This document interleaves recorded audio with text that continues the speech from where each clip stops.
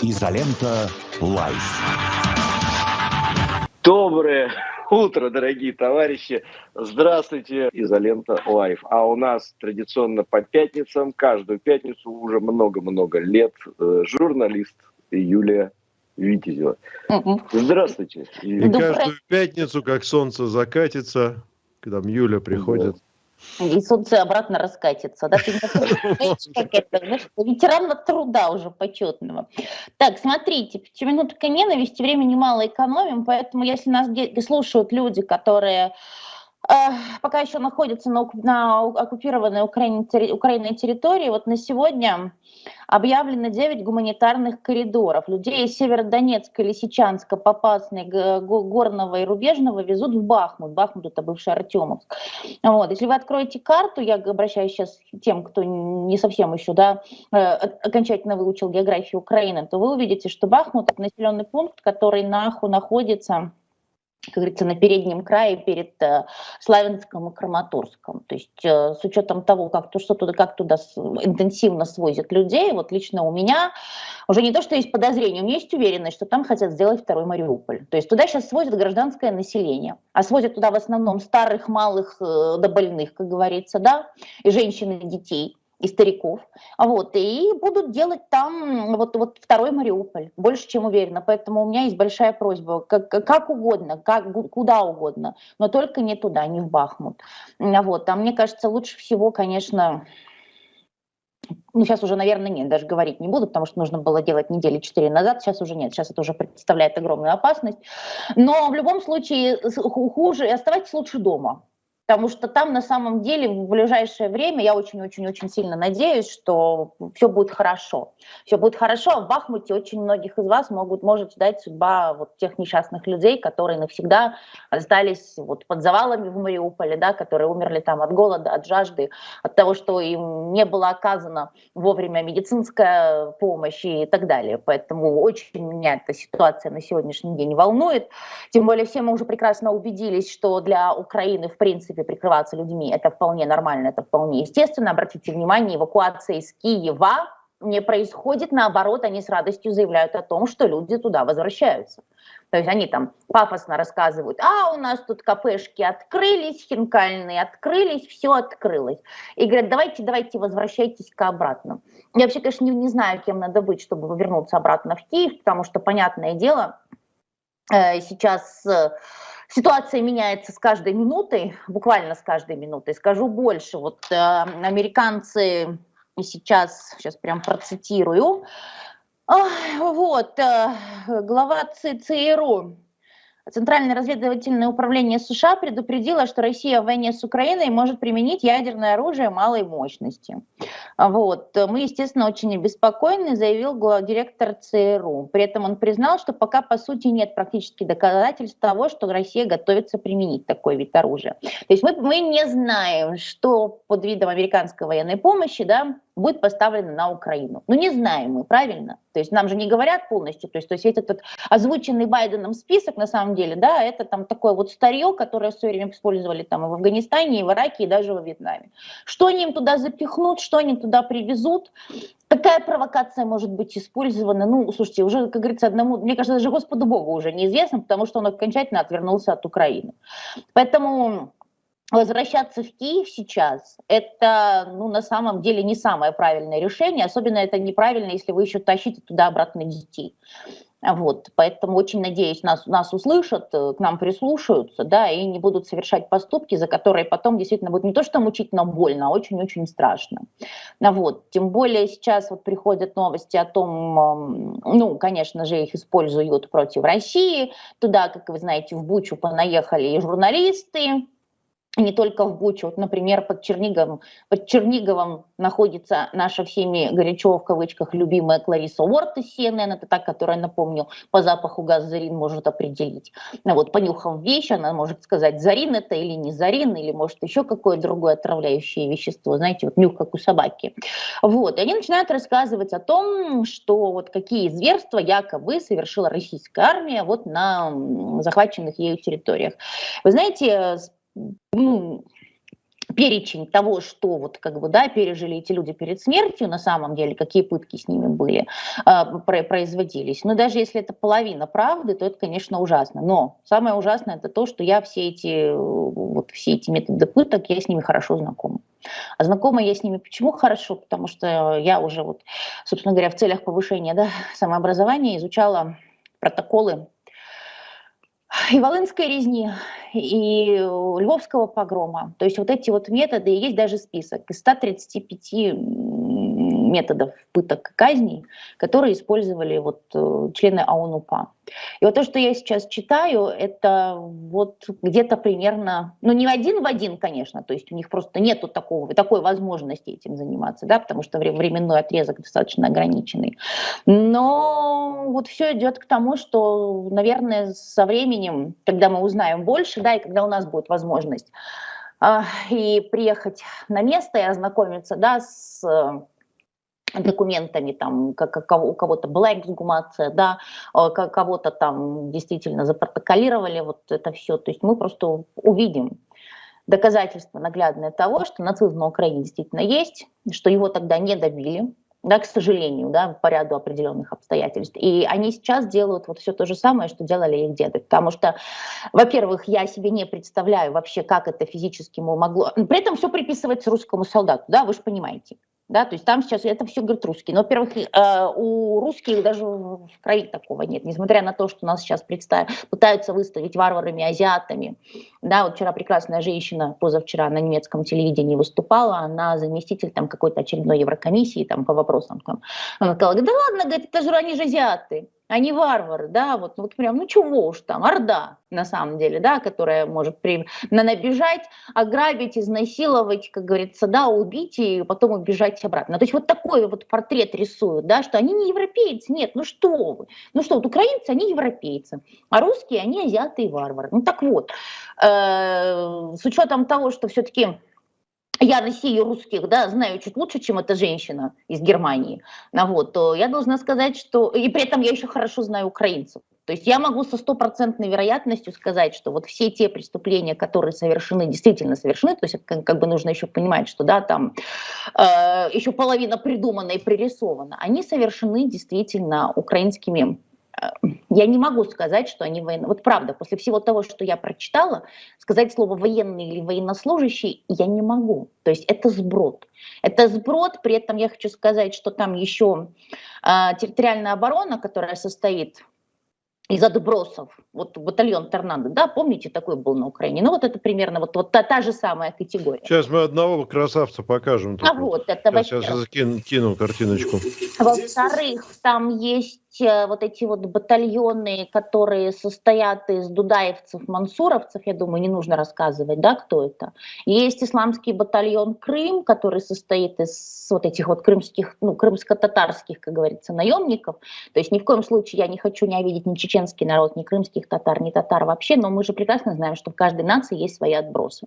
Вот. И когда эти люди заходили, вот, ну, опять-таки люди, это когда для них это существа эти заходили, они говорили на непонятном для местного населения языке, и представлялись все чеченцами.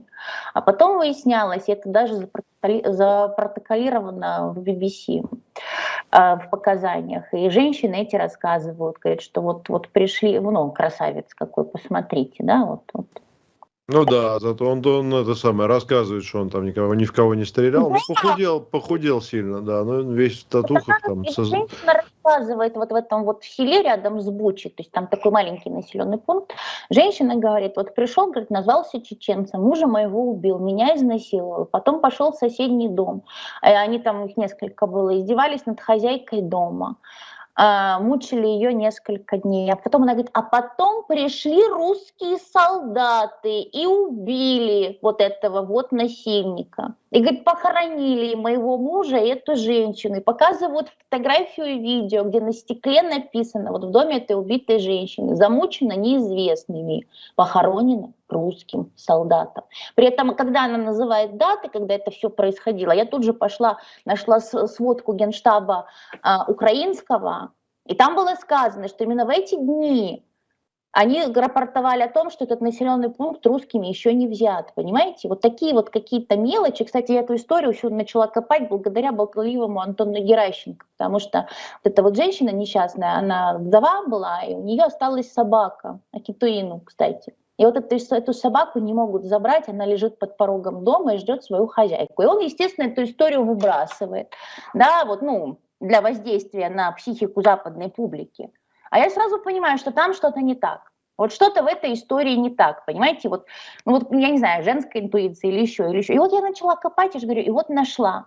Одно, второе, третье, десятое, да, плюс еще раз говорю, BBC, которая до сих пор все еще пытается сохранять хоть какие-то остатки объективности. Ну, на этом фоне, конечно, им большое спасибо. Почему? Потому что они очень многие новости, которые они транслируют даже вот со ссылкой там на украинские СМИ, на украинский генштаб, на украинских там этих чиновников, они всегда говорят, BBC не может подтвердить достоверность этой информации, да? Ну, по крайней мере, за это спасибо, как говорится. Потому что CNN, например, у тех вообще там все безапелляционно, они вообще сейчас являются ретрансляторами украинских СМИ и украинских политиков. То есть если зайти в новостную ленту, то есть там у них там все, у них там площадка там для Зеленского и для прочих вот этих вот всех уродов. Ну так вот, просто вот эти все истории про изнасилование, на самом деле они очень важны, потому что, во-первых, изнасилование действительно является тяжелейшим преступлением. Более того, да, на Западе сейчас отношение к изнасилованию даже гораздо более строгое, чем там, к убийству или еще к чему-то. Да, ну, там все это все накладывается, гендерное равенство, там, феминизм и так далее и тому подобное. И на сегодняшний день это, в принципе, единственная точка давления на Запад, потому что все-таки с Бучей они немного обделались, да, с Краматорском они хорошо обделались, с Мариуполем вообще, то есть это химатакой, да, у них вообще ничего не получилось. То есть, в принципе, осталась только эта тема. И вот есть там прекрасная женщина, в кавычках, она является омбудсменом украинским. Вот, она вообще замечательную выдает новости в эфир на эту тему. Говорит, там, говорит, приезжают женщины в Польшу от 14 до 25 лет, все практически изнасилованные, все практически беременные. Да? Ну и ну, тут уже, как бы, извините, в игру вступает госпожа физиология, да, и календарь со сводками. Если мы там, уж извините, в эфир такое говорю, да, но если там посчитать, то выясняется, что даже тест, самый чувствительный тест на беременность пока еще не сможет эту самую беременность определить, если она действительно есть, понимаешь? Если ее действительно приписывают русским солдатам. И еще был момент, они тоже на этой теме очень сильно, как говорится, попали, потому что они как бы зашли в одну квартиру, в один дом и говорят, что вот, видите, тут были русские солдаты, они насиловали украинских женщин. И лежит такая россыпь типа Виагры, но это, ну, как бы, ну, и название видно. Ну, я ж тут же захожу, спрашиваю у дедушки Гугла, а что это за препарат? А он мне говорит, да, это препарат для повышения типа вот мужской силы, произведен в Украине, запатентован на Украине, да, продается в украинских аптеках. Ну, как бы, мне кажется, вряд ли наши русские солдаты, да, по дороге в эти украинские села останавливались еще в аптеках, сгребали весь этот препарат, ну, как бы, да, если уже так рассуждать, как говорится, на эту тему. То есть постановки пытаются на эту тему делаться регулярно, постоянно вбрасывать. То есть укоренять в мозгу западного обывателя о том, что вот русский варвар, да, этому хорошо помогают вот эти вот все нарративы, которые десятилетиями, та же Радио Свобода, да, вдалбливала в головы там про 2 миллиона изнасилованных немок и так далее и тому подобное. И еще интересный нюанс. Вот сейчас они рассказывают, да, украинская пропаганда, ну и западная подхватывает. Они говорят, Мариуполь — это наш Сталинград, а Азовсталь — это моя Брестская крепость. Ну, меня, конечно, выворачивает, когда я это все читаю, но если отложить эмоции, то смотрите, что как интересно получается, да. Долгие годы они скрежетали зубами по поводу того, что вот 9 мая, День Победы, да, они всегда кричали, вот, русские приватизировали право на этот День Победы, русский солдат-освободитель, мир обязан русскому солдату, да, вот это их всегда бесило. Хотя, собственно говоря, мы не требовали никакой благодарности, мы просто совершенно на законных основаниях хотели, чтобы, во-первых, было уважение к русскому солдату, да, чтобы наши там вот эти кладбища, памятники, могилы не осквернялись. Вот, ну, а сейчас, вот видишь, видите, они вот эту вот нашу победу, 9 мая, они все это пытаются убрать в тень, да, очернить это все нынешним образом русского солдата и представить уже нас как фашистами, а вот этих вот, которые вот одного из таких, да, которого только что Петр нам показывал, вот это вот солдат-освободитель, оказывается. Понимаете? Вот солдат-освободитель, которого сейчас противопоставляют вот русскому солдату, да, в том числе вот тому, который с девочкой спасенной на руках стоит в Трептов-парке в Берлине. И Алёше, и всем остальным, да, вот и тем, кто погиб под Ржевом, вообще всем вот нашим вот героям, моему прадеду, да, там, вашим дедушкам, там, всем, вот они им противопоставляют теперь вот этих вот уродов, которые с нацистской свастикой, выбитой их на спине, да, там, с орлами, у которых находят там всю эту атрибутику нацистскую. Те, которые в подвале Мариуполя женщине на животе свастику вырезали. Да, те, которые расстреливают безоружных, которые пытаются вырваться из города. Те, которые действительно насилуют, убивают, проламывают голову топором. Ребята, гуцульский топорик, погуглите, Ярослав Голан, вернее, я прошу прощения, да. Вот что это, проламывать голову обухом от топора? Вот почитайте, просто вот расширьте свой кругозор на эту тему, чьи это методы: вспарывать беременным живот, вытаскивать оттуда ребенка и насыпать туда битое стекло. Кто этим занимался? Кто этим занимался? Это занимались те, чьих наследников сейчас Европа ставит в один ряд с защитниками Брестской крепости. Это я не знаю, какого рода уже кощунство, но people have it. Они, правда, про ту Брестскую крепость плохо, да, там знают толком-то уже. Вот, плюс им постоянно рассказывали, да. А вот это вот я вам скажу, это аукаются все вот эти вот истории. Лучше бы сдали Ленинград, а в Ленинграде чиновники ели пирожные. Вот, да, а сколько их-то, а Жуков был кровавый мясник. А русские солдаты отбирали велосипеды у немецких женщин и потом их носили. Вот это вот все закладочки, которые делались не просто так. И вот сейчас их вот извлекают, да. И 9 мая в этом году, во-первых, то, что ни одного бессмертного полка за пределами России, конечно же, уже не состоится. Ну, мы все прекрасно понимаем, потому что, во-первых, это просто чревато опасно, учитывая то, какое количество ненормальных украинцев сейчас находится за границей, да, но просто обеспечить безопасность этих людей, которые рискнут даже выйти там с портретом, да, там своего деда-прадеда, уже на самом деле никто не сможет. Ведь посмотрите, они таки пожгли машины в Германии этим участникам автопробега. Мало того, что они испортили жизнь вот этим двум организаторам, так еще и понаходили. Причем это же не немцы делают, да, ну представьте, немцы абсолютно законопослушные граждане, которые боятся там окурок мимо урны бросить. Это не они, и не они солдата-освободителя разрисовали. И не они устроили травлю этим ребятам, которые устроили затеяли этот автопробег. И не они сейчас находят и жгут машины. И обратите внимание, немецкая полиция даже толком не отреагировала на это. Объясню почему. Потому что президентом и канцлером Германии сейчас является посол Мельник украинский, который уже откровенно вытирает ноги о Германию, о немцев. Да, немцы приходят, ему там напихивают полные панамки в Твиттере после его очередного «Германия должна». Ну а толку? Он вместе с газетой «Билд» там просто уничтожает всех, унижает, просто вот растаптывает, и причем с таким вот удовольствием. Вот весь немецкий политикум, и они это терпят. Потому что они нащупали такое вот, знаешь, как говорится, да, больное место у Германии. В Германии вот комплекс вины, который сейчас они хотят развить у всей Европы. Ведь посмотрите, как Зеленский, да, постоянно. Кровавые деньги за российскую там нефть, за российский газ. Вы обязаны, вы должны, вы не имеете права, да, то есть вот он с ними разговаривает, вот как будто бы он президент всей уже Европы. Вот Европа, например, Украина – це Европа. А сейчас немножко все поменялось, сейчас Европа – це Украина. Обратите внимание, что они там делают, что они там творят. Мало того, что все вот эти вот бесконечные какие-то чудовищные с точки зрения этики, эстетики, культуры и всего остального мероприятия, опять-таки связанные с изнасилованиями, да, под российскими посольствами в основном происходят они. Вот. Во-вторых, как украинцы сейчас, они там, у них украинский паспорт, то что это, золотая акция, сколько историй, что они приходят в брендовые магазины, показывают вместо кредитной карточки, да, там украинский паспорт, загребают, там шмотки требуют. Они требуют, чтобы им давали хорошую работу, а лучше, чтобы платили пособие. Вот такое, как получает хорошо обеспеченный европеец зарплату. Работать они не хотят. Они считают, что они жертвы, им все обязаны. И так всегда было. Только вот это потребительское отношение всегда было исключительно направлено в адрес России. То есть, да, вот Россия должна.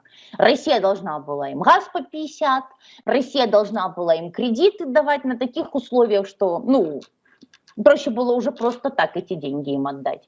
Вот. Россия им должна была то, Россия должна была это. Но теперь, с одной стороны, я даже рада, пусть теперь Европа прочувствует. Вот прочувствует вот это вот все это хуторство и весь этот рагулизм. Нет, естественно, я не собираюсь ставить всех украинцев под одну гребенку.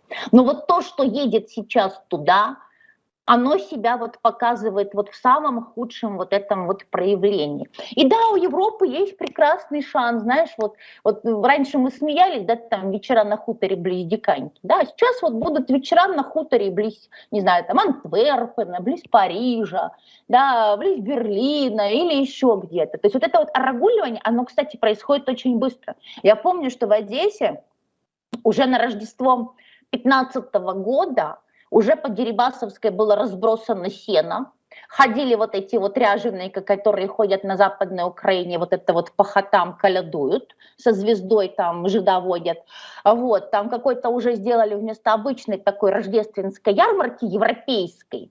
Но это правда, это так, вместо вот европейской вот этой вот Одессы, да, которая вот ярмарка такая вот наша, то есть все, уже был хуторок, понимаешь, там свинки в загоне бегали, там самогоночку наливали, понимаешь, вот, вместо круассанов бутербродики с сальцом, понимаешь, и вот это вот хуторство. Ты знаешь, я тебе серьезно говорю, нет, это все очень мило. Это все очень мило и забавно, когда ты приезжаешь на Западную Украину на недельку, да, и вот это вот ходишь, вот это вот тебе там с одной стороны дуют в глиняную свистульку, да, с другой стороны тебе показывают козу водят, там где-то кто-то дует в трембиту, тут тебе мальфары, тут тебе это, но это исключительно на недельку, и то утомляет, да, но когда в твоем родном городе, извини меня, да, в европейском, в котором лучше, все лучшее, что можно было собрать, было собрано, вот это вот начинают сено ставить, и вот в этой вот у нас там есть бельведер Воронцовского дворца, на секундочку. Там к нашему все Александру Сергеевичу Пушкину жена генерал-губернатора на свидание в свое время бегала. А вот там поставили... А вот это вот там поставили вот этот вот это, западноукраинский дидух, а это вот такое вот одоробло, знаете, вот такая вот палка из сена, из нее вот такие вот, короче, как вешалка, только из сена, и на нее еще ленточки. И вот они вокруг нее там хороводы водили, понимаешь, я иду рядом, и я вот на это все смотрю, понимаешь, и вот что? Вот и вот что? И ничего, потому что они теперь хозяева в моем городе, понимаешь, вот в чем дело. Они сейчас в Одессе снимают, у нас там возле Думы был такой вот, как тоже вот столбик, и там эти указатели, да, там города-побратимы, сколько до какого города, там Москва, Санкт-Петербург, Минск, очень все красиво. Они нахрен поснимали, извините, все вот на надписи, которые хоть как-то, хоть каким-то местом связаны с Россией, понимаете. Сейчас они принимают закон Верховной Раде, мало того, что у них русская литература, русский язык и так шел как зарубежный, то есть великая русская литература на Украине шла как зарубежная час в неделю. Сейчас они сказали вообще нафиг. А выступил там один руководитель Института будущего украинского, Украинский институт будущего. Это вообще прекрасно, да? И он сказал, что Достоевский, Пушкин, Чехов, Толстой – это все проводники империализма российского, и вообще их всех надо убрать. Вообще даже упоминаний не было. У нас в Одессе есть улица Льва Толстого, улица Пушкинская, да? Ну вот дом-музей Пушкина, да? Ну что вот с ними сделать? Взорвать или что? Или сделать там музей Тараса Шевченко, понимаешь, очередного? Или какого-нибудь Алекса Довбуша тоже, которого нам всю жизнь рассказывали. Боже, это такой был украинский национальный герой, как пошла читать нормальные книги, понимаешь, так там бандюган был с большой дороги, который грабил, убивал, насиловал, понимаешь? Вот такие у них национальные герои. Вот в чем дело. Нет, да, еще раз говорю, конечно, мне тоже жалко. Мне жалко обычных европейцев, которые, может быть, им 300 лет не нужна ни та Украина. Минута, Юля.